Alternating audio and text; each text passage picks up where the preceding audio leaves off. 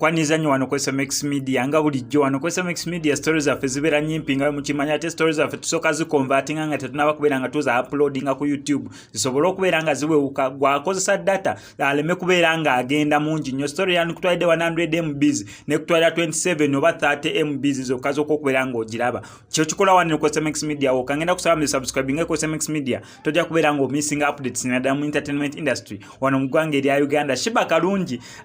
nanti waliwo ebintu nange byentunuulya nange nensekerera yes wadde nange mulimu obuntu obutonotono obumu obusobako waneeno nga ndi mukubeera nga mbawa amawulire naye ate mulimu omuntu gwolaba n'ogamba ate kino kisusse waliwo omuntu gwendabe nga positinze ebyebifaananyi ng'ataddeyo mu Shiba Kalungi ali lubuto neŋŋamba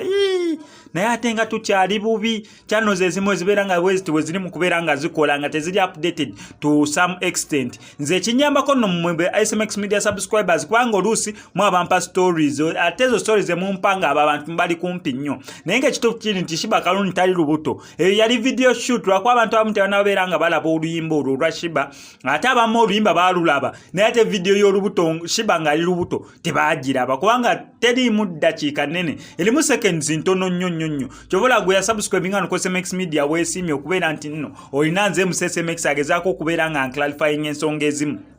ebyefaananyi byolaba abamu babisatulate nze bagamba Shiba Kalungi ali lubuto nga omanyi abantu abamu bayinza okwagala omuntu naye nga music tebamwagala oba nga tebamulaba. On top of that mulimu abantu abakola emirimu nga tegibaganya na kulaba music nga wabula nga basobola buuliriza audio oli nga akeera ku makya genda mu town asiiba alewuuka deno talina time ya kutula wansi n'alaba video ne wakomawo waka ekinene kyasobola okukola kulaba amawulire nga yeebaka enkeera n'akeera so omuntu ng'oyo walaba ebifaananyi ng'ebyayinza olowooza yeebambi Shiba Kalungi bambi ali lubuto kumbe bambi eyo yali video shoot y'oluyimba lwalina ne chance na lubega baluyita kale mama naye mu eyo video nero omuntu asobola olaba video nayo nataba mu paati ya Shiba nga ali lubuto lwakuba eyo paati bagiragako katini eyo paati gwewe na video y'olwo oluyimba genda ku ddakiika emu ne seconds 16 17 18 ogenda laba paati eyo Shiba Kalungi nga ali lubuto kubanga yo na video teyalimu nga bamulaga nnyo ali lubuto nedda yalimu just kabu seconds butono nera nga wenkugambye genda ku ddakiika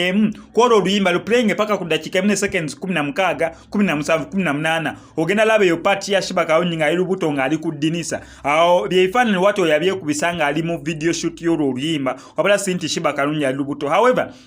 Shiba Kalungi ku nsonga z'embuto aziwerukaminga buli omu amwogerako mu Shiba Kalungi ali lubuto tanyiigangako Shiba Kalungi akiwerukaminga nnyo waliwo ne yamukuba yaddira feesi y'omuntu ali olubuto manya ekifaananyi ky'omuntu ali olubuto n'ateekako feesi ya Shiba Kalungi we yagwako akafaananyi ne n'akapostinga n'agamba I cannot wait nga ndi lubuto kwegamba ebintu ebikwatagana n'abaana no Shiba Kalungi okubeera mbu ali lubuto ye naye n'akolako story nga Shiba Kalungi ali lubuto tamunyiigira wabula akisanyukira nnyo kubanga yeesunga olunaku lwalikeera nga ali lubuto agamba agenda kubeera nga ye muntu akyasinza okubeera sexe n'olubuto so tulinze Shiba Kalungi okubeera nga afuna olubuto yes naye moment bambi adi enjoying ngenda kusaba subscribing on SMX Media tugenda beera mu missing updates na mu entertainment industry wano mu ggwanga erya Uganda. SMX I sign out.